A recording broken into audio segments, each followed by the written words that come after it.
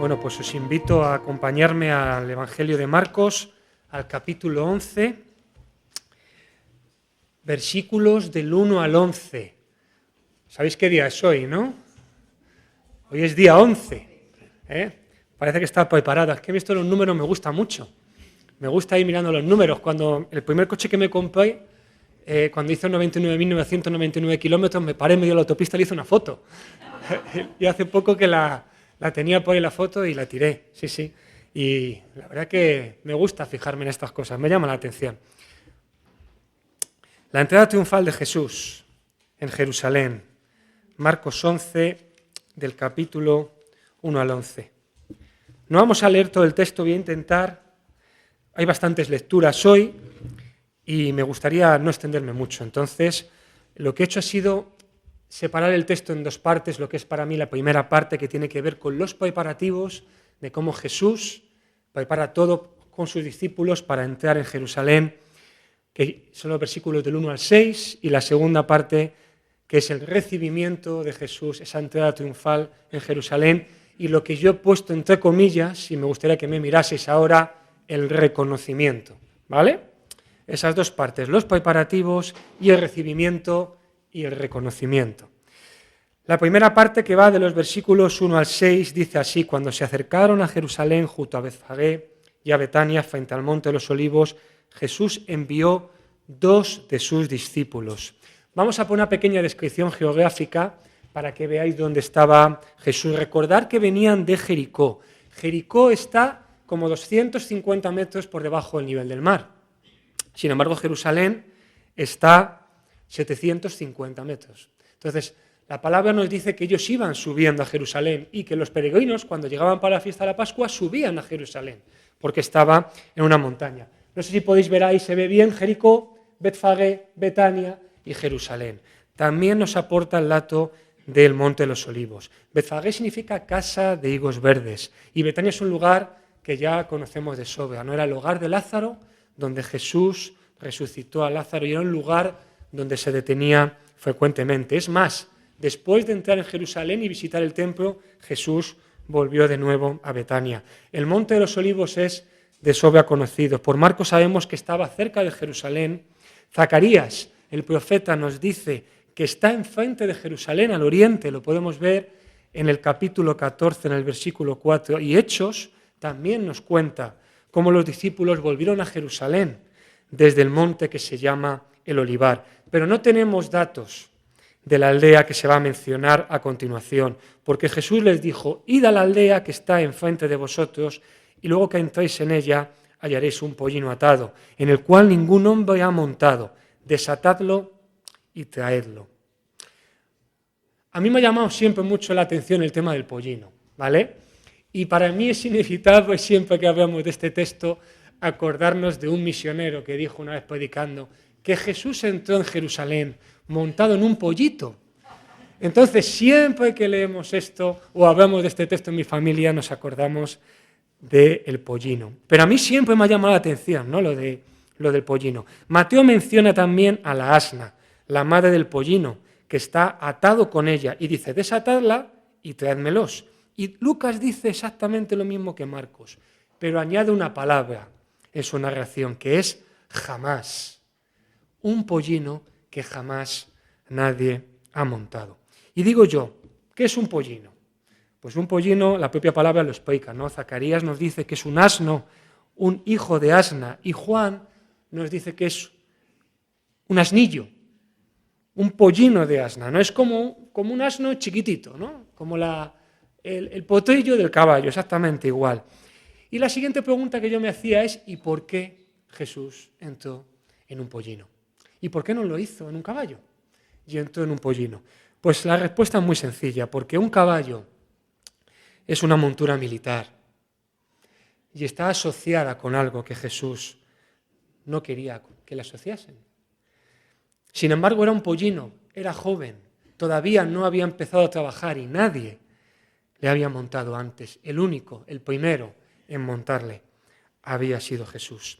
Y le dijo Jesús así a sus discípulos en el versículo 3: y si alguien os dijere: ¿por qué hacéis eso? Decid que el Señor lo necesita y que luego lo devolverá.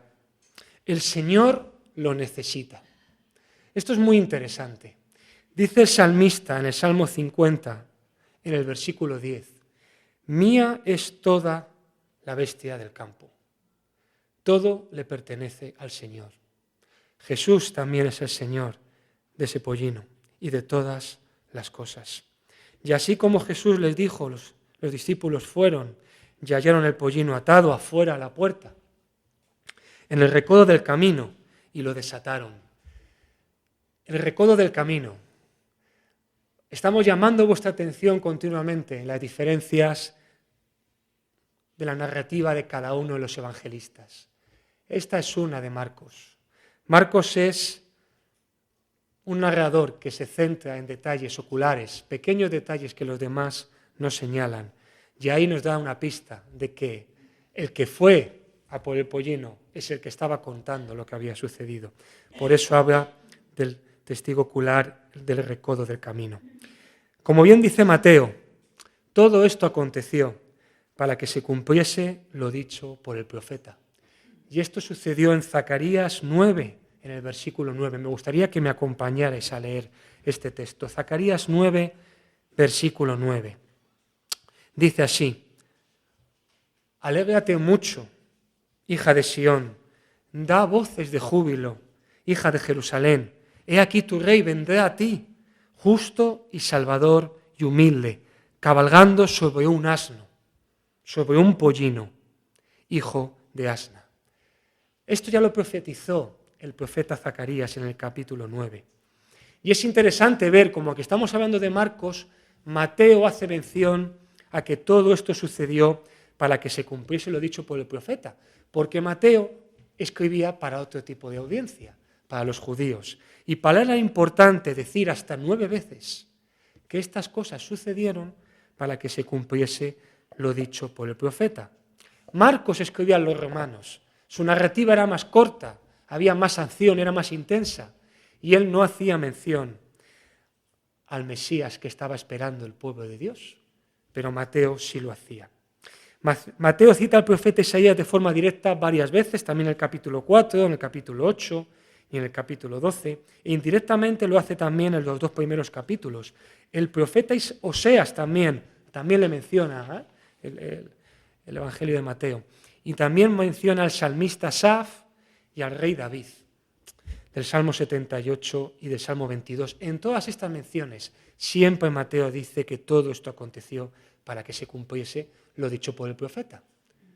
Lo que había adelantado el profeta estaba a punto de suceder. No sé si sabéis más o menos las profecías que cumplió Jesús, vaticinadas en el Antiguo Testamento. Se habla de unas 300. Se dice que son aproximadamente las profecías del Antiguo Testamento que se cumplieron en la persona de Jesús. Esta es una de ellas. Profecías que tienen que ver con su nacimiento, con su vida y con su muerte.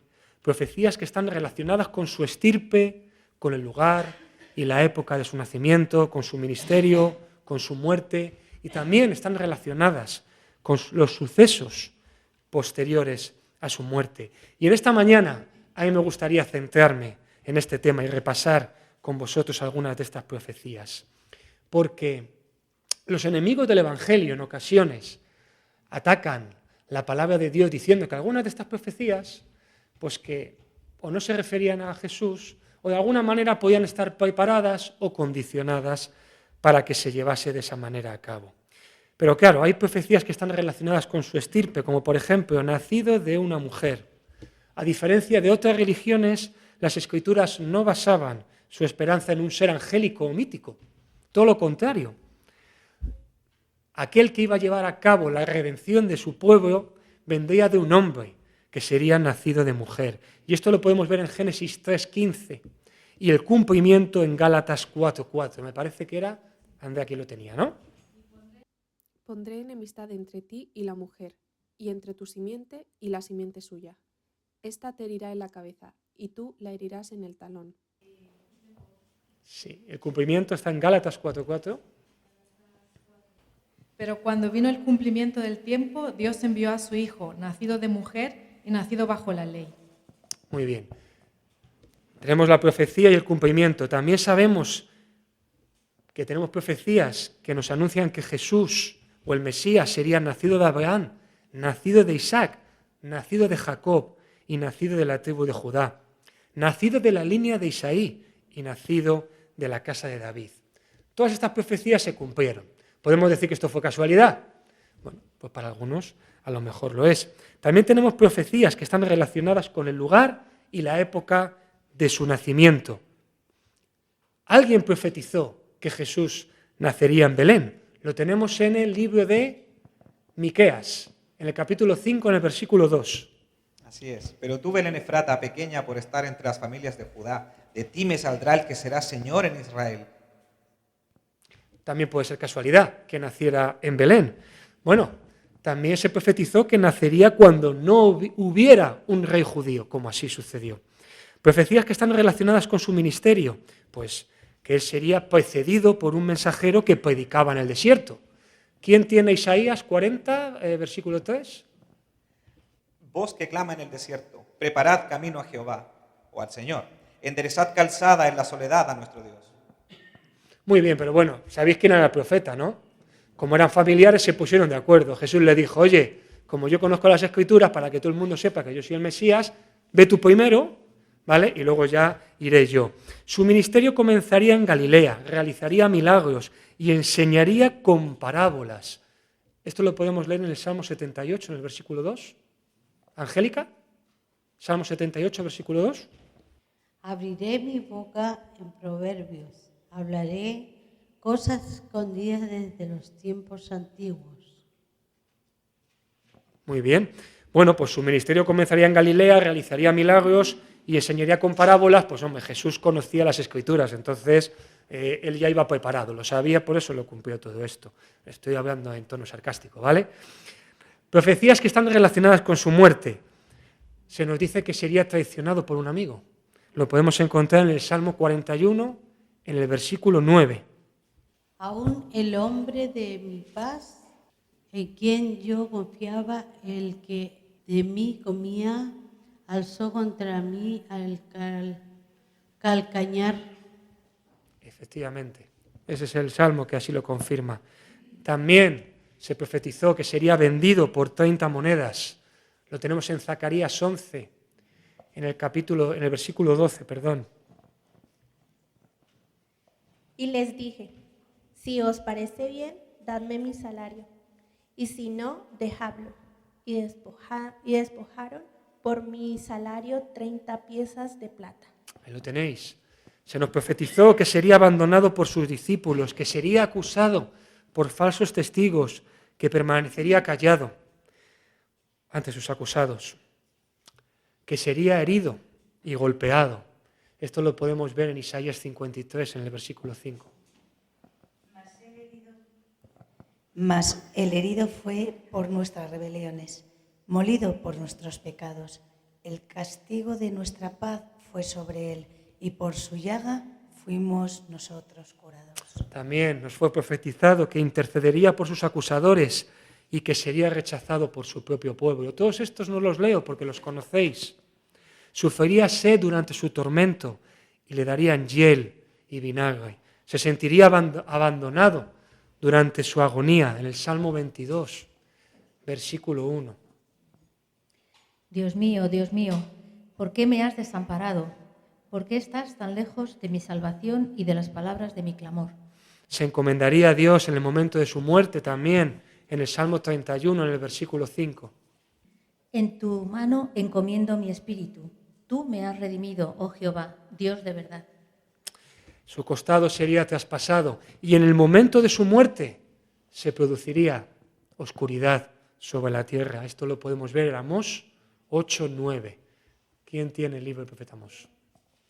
Acontecerá en aquel día, dice Jehová el Señor, que haré que se ponga el sol a mediodía y cubrirá de tinieblas la tierra en el día claro.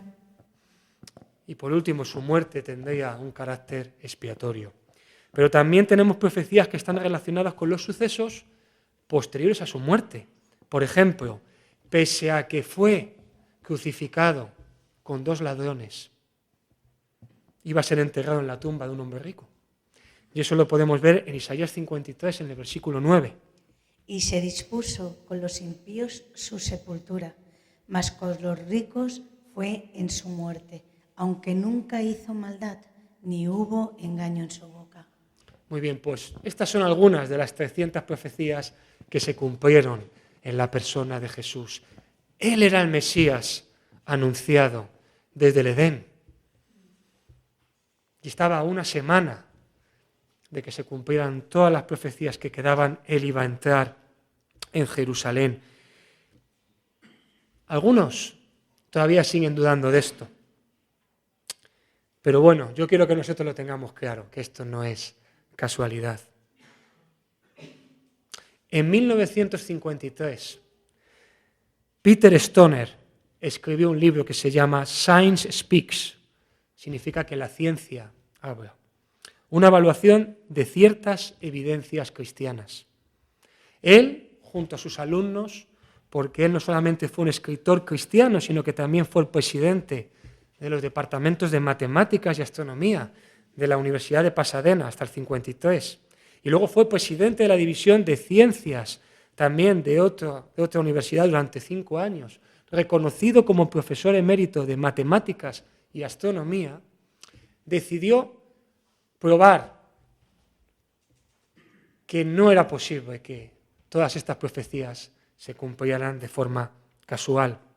Así que decidió calcular la probabilidad de que tan solo 8 profecías, escogidas al azar, de entre las más de 300, se cumpliesen en una misma persona, por cuestión del azar.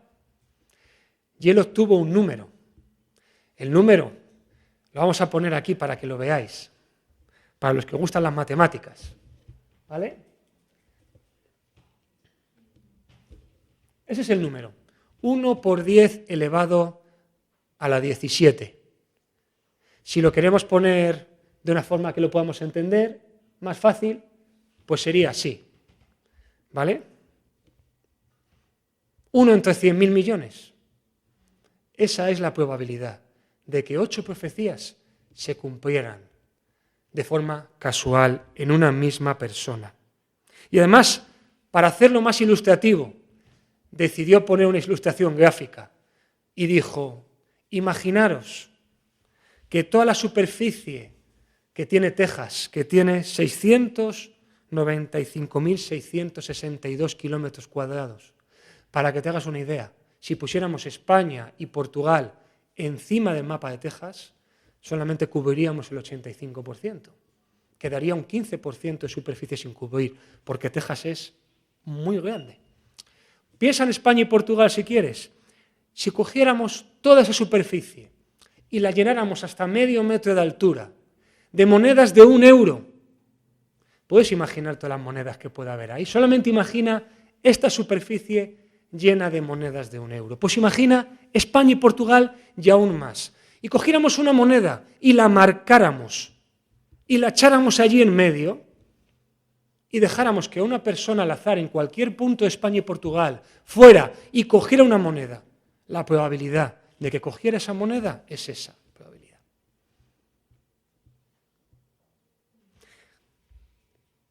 Las profecías se cumplieron y las profecías son verdad, porque Dios no miente, Dios no engaña a nadie. ¡Amén! Muy bien, la segunda parte de nuestro pasaje habla del recibimiento y lo que yo he llamado el reconocimiento. Y lo he llamado el reconocimiento. Y dice así el texto. Y trajeron el pollino a Jesús y echaron sobre él sus mantos y se sentó sobre él. También muchos tendían sus mantos por el camino y otros cortaban ramas de los árboles y las tendían por el camino. Y los que iban delante y los que venían detrás daban voces diciendo, Hosana, bendito el que viene en el nombre del Señor. Bendito el reino de nuestro padre David que viene, Hosana en las alturas. Y entró Jesús en Jerusalén y en el templo, y habiendo mirado alrededor todas las cosas, como ya anochecía, se fue a Betania con los 12. Siempre que he leído este texto, entre el pollino, las ramas, los cánticos, los mantos, Hosana, bendito el que viene, a mí siempre me han surgido pues un poquito de dudas, ¿no? Del significado, la literalidad y los símbolos de todas estas cosas.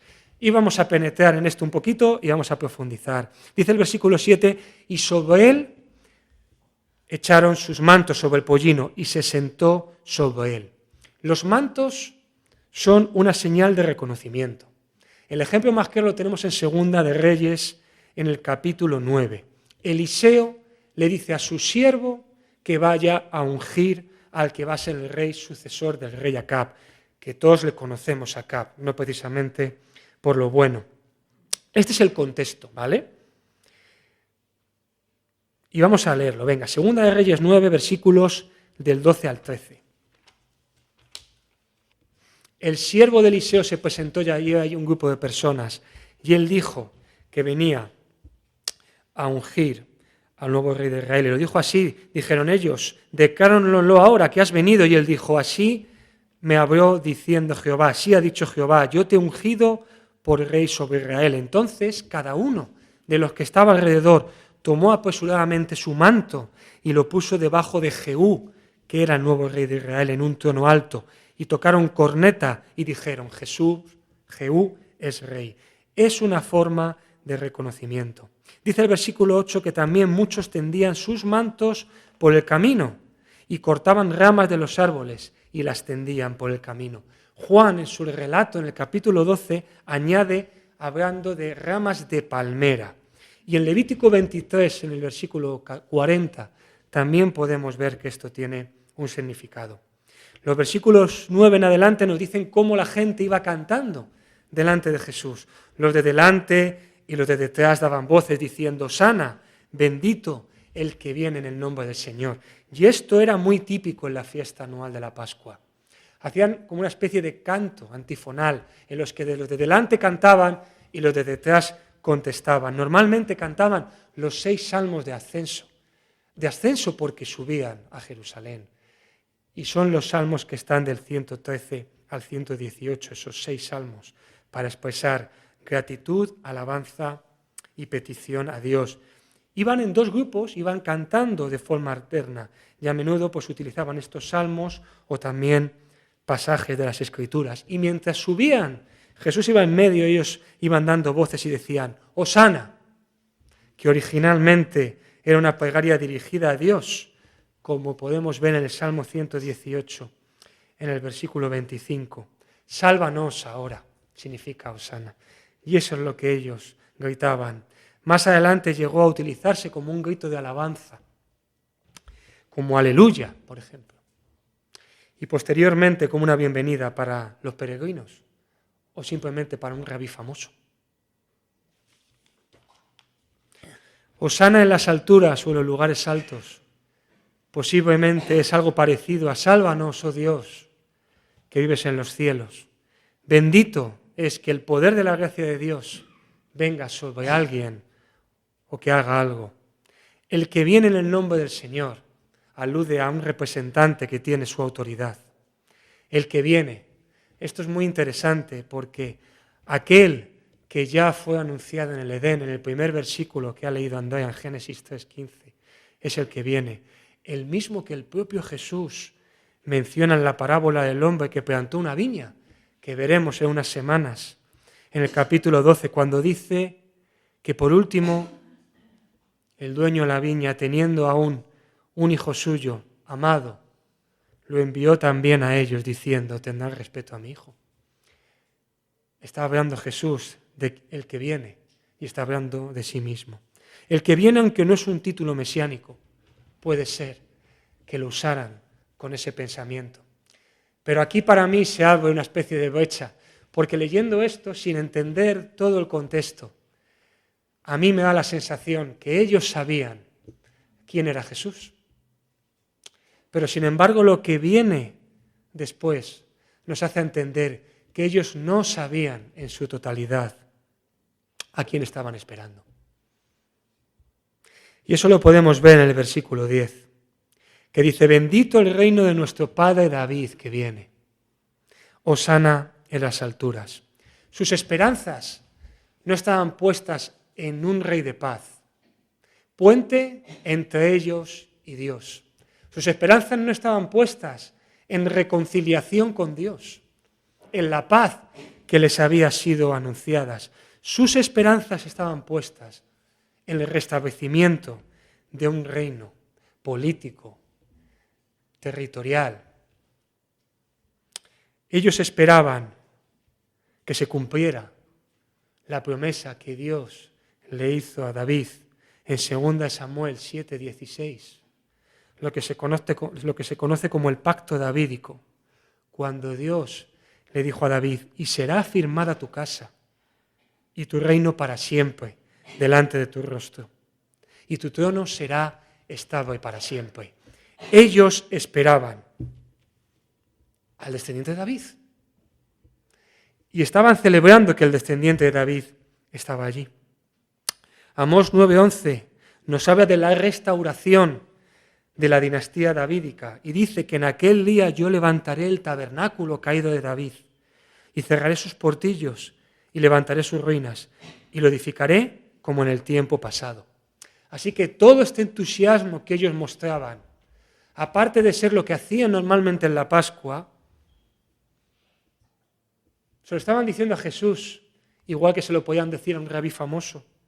Ese entusiasmo estaba enfocado en un Mesías que gobernara y estableciera un reino político, militar y terrenal. Pero Jesús entró en Jerusalén no montado en un caballo, en una montura militar, sino que lo hizo en un pollino, porque él era un rey de paz. Ni se dieron cuenta, ni aceptaron a Jesús como su Señor y Salvador. El Mesías sufriente, cuyo reino estaba ya cerca, debido a su presencia entre ellos, y ellos no supieron verlo. Para la mayoría de los que estaban allí, ese momento de júbilo era simplemente parte de la tradicional celebración de la Pascua. Eso era lo que ellos estaban viviendo. Y como siempre que me toca compartir un pasaje de las Escrituras con vosotros, digo, el mensaje tiene el propósito de que entendamos la palabra de Dios, pero también tiene el propósito de que saquemos una enseñanza y una aplicación para nuestras vidas. Y he sacado 3 aplicaciones. La primera es que Jesús entró en Jerusalén sentado en un animal de carga. Seguro que nosotros no lo hubiéramos hecho así. Y dice el profeta Zacarías que lo hizo justo, salvador y humilde. Lo que allí se encontró no cambió ni su forma de ver lo que tenía que hacer, ni su propósito. ¿Sabemos nosotros lo que tenemos que hacer? ¿O vamos haciendo las cosas según las circunstancias que van apareciendo? La segunda aplicación. En este pasaje vemos cómo se cumple una de las profecías sobre Jesús y todas las demás también se cumplieron. Dice Números 23:19, por favor acompañarme. Este versículo no lo conocía y lo he descubierto preparando este mensaje. Números 23:19. Dios no es hombre para que mienta, ni hijo de hombre para que se arrepienta. Él dijo, ¿y no lo hará? Habló, ¿y no lo ejecutará? Y he encontrado una versión que me gusta más, que no sirva como precedente, porque a mí la Reina Valera es la que más me gusta, pero la Nueva Versión Internacional dice, Dios no es hombre para que mienta, ni hijo de hombre para que se arrepienta. Perdón, Dios no es un simple mortal para mentir y cambiar de parecer. ¿Acaso no cumple lo que promete, ni lleva a cabo lo que dice? Él no es un simple mortal para mentir, y menos para cambiar de parecer. Todas las profecías sobre la venida de Jesús, del Mesías, se cumplieron. Y las promesas de Dios también se cumplen. Y quiero que hoy salgamos de aquí reforzados, sabiendo que todo lo que Dios ha prometido se ha cumplido y se va a cumplir. Y he pensado en algunas promesas que podía compartir con vosotros. No todas las que hay, no las he escrito, ni siquiera he puesto las notas aquí para ir diciéndolas juntos. Jesús dijo, yo soy la resurrección y la vida. El que cree en mí, aunque esté muerto, vivirá. Jesús dijo, yo soy la luz del mundo. El que me sigue no andará en tinieblas, sino que tendrá la luz de la vida. Si confesamos nuestros pecados, Dios es fiel y justo para perdonar nuestros pecados y limpiarnos de toda maldad. Una promesa sobre el perdón de pecados. Mi Dios pues suplirá todo lo que os falta conforme a sus riquezas en gloria en Cristo Jesús. Una promesa que tiene que ver con la provisión divina. Venid a mí todos los que estéis trabajados y cargados, que yo os haré descansar. Esta es una promesa que tiene que ver con el descanso de nuestras vidas. Estas cosas os he hablado para que en mí tengáis paz. En el mundo tendréis aflicción, pero confiad, porque yo he vencido al mundo. Tú guardarás en completa paz a todo.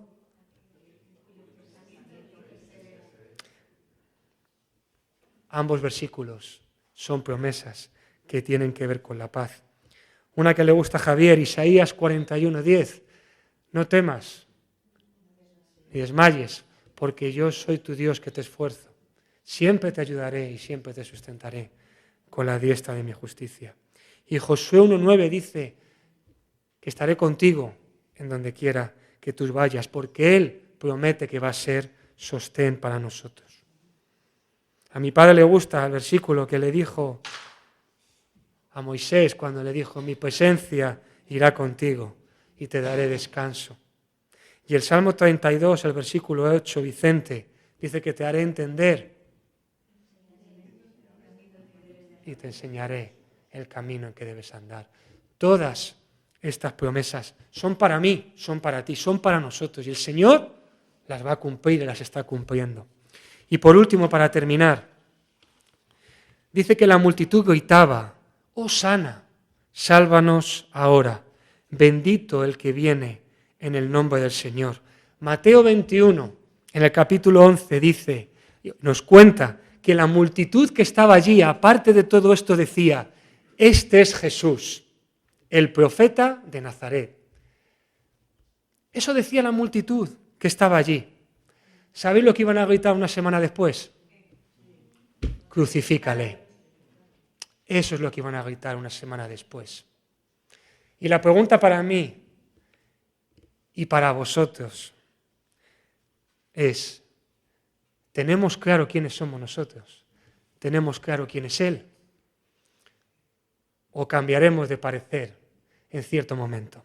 Pues que no sea así, que tengamos presente que Él ha cumplido todo lo que ha dicho y que también cumple y cumplirá con todas las promesas que Él nos ha hecho, porque Él no es un simple mortal que miente o que cambia de parecer. ¿Amén?